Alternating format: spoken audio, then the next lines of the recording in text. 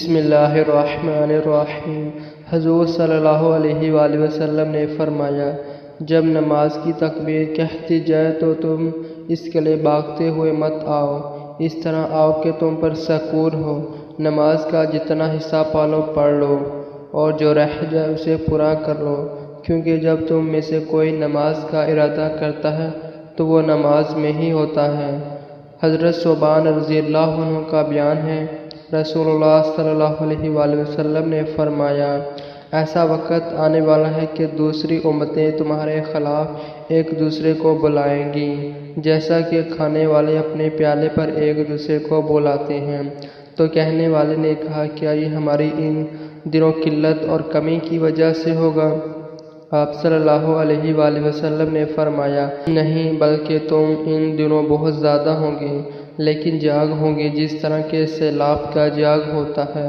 اللہ تعالیٰ تمہارے دشمن کے سینوں سے تمہاری ہیبت نکال دے گا اور تمہارے دلوں میں وہن ڈال دے گا۔ پوچھنے والے نے کہا، اے اللہ کے رسول، وہن سے کیا مراد ہے؟ آپ صلی اللہ علیہ وآلہ وسلم نے فرمایا، دنیا کی محبت اور موت کی کراہت۔ حضرت انس رضی اللہ عنہ بیان کرتے ہیں، جب نبی صلی اللہ علیہ وآلہ وسلم کوئی گفتگو فرماتے تو آپ ایک جملے کو 3 مرتبہ دہراتے تاکہ اسے سمجھ اور یاد کر لیا جائے، اور جب آپ کسی قوم کے پاس تشریف لاتے اور انہیں سلام کرنے کا ارادہ فرماتے تو 3 مرتبہ سلام کرتے۔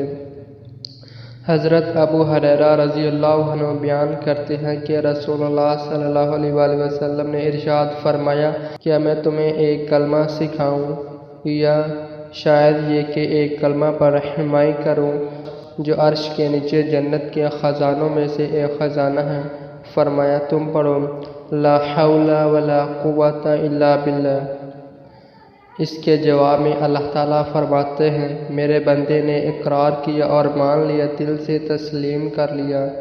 حضور صلی اللہ علیہ وآلہ وسلم نے فرمایا، 3 مسجدوں کے سوا کسی کے لیے جاوے نہ باندھے جائیں، یعنی سفر نہ کیا جائے۔ ایک مسجد حرام، دوسرے رسول اللہ صلی اللہ علیہ وآلہ وسلم کی مسجد، اور تیسری مسجد اقصی یعنی بیت المقدس۔